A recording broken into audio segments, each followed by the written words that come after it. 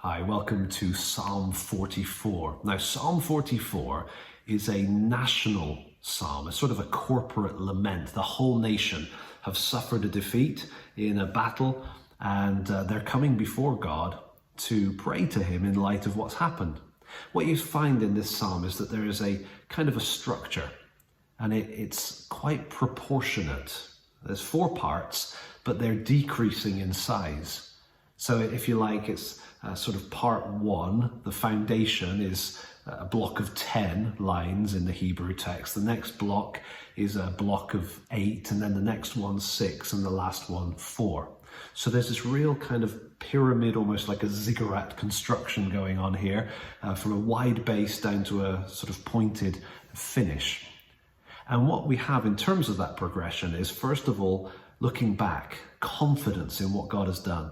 Then lament at what has happened, followed by a declaration of their innocence, and finally a petitioning of God to help them in their circumstance.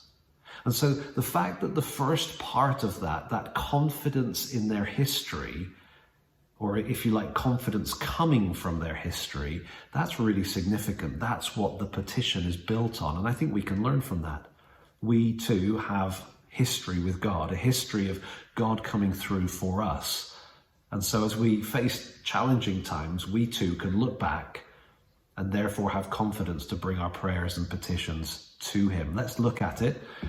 Jumping in at verse 1, it says, "O God, we've heard with our ears. Our fathers have told us what deeds you performed in their days, in the days of old.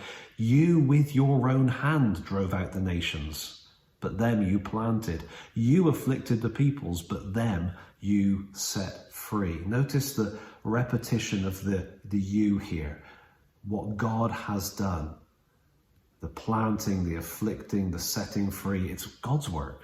Look at verse 3. This really spells out the contrast, if you like. "For not by their own sword did they win the land, nor did their own arm save them. It was your right hand and your arm and the light of your face, for you delighted in them. You are my King, O God. Ordained salvation for Jacob. Through you we push down our foes. Through your name we tread down those who rise up against us." This is really solid biblical truth, right? That we don't achieve things in our own strength. We never have, and we don't now. And so when we're facing challenging times, the starting point can be not to panic in the moment, but to look back and to draw confidence from the fact that God has acted time and again through history. Salvation history, going right back to first Easter, for example, and all that happened there, what he has done for us. But even in our own lives, personally, what God has done, the prayers he's answered, the way he's worked, the fact that nothing we've built has been built with our own strength. Anything good that we have is a blessing from him. "For not in my bow do I trust, nor can my sword save me. But you have saved us from our foes and have put to shame those who hate us. So in God we have boasted continually, and we will give thanks to your name forever. Selah." And so that contrast is coming through. It's not us. We haven't been able to do it. God's done it.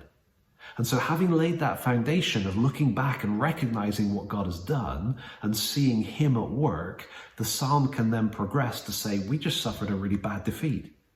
But we were innocent. It wasn't like we deserved this. It doesn't make sense to us. And so therefore, final section, here's our petition. I'm not going to look at that in detail, but just look at the last verse. "Rise up, come to our help, redeem us for the sake of your steadfast love." There it is again, the steadfastness of the love of God. He is loyal. He is a faithful God, a God whose goodness toward us does not run out. And so just as he has shown his steadfast love to us in the past, so even when we're facing difficult circumstances in the present, we can continue to pray to him and continue to expect his steadfast love to show toward us. What a blessing, individually or nationally, to recognize that it's not what we can do, never has been about that. It's what he will do. He's done stuff in the past and he's going to do stuff in the future.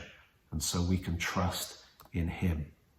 Psalm 44, it's a longer psalm. Take a look at it. Share the highlights with your friends, with your family. Share comments in the section below. And we'll see you next time for Psalm 45.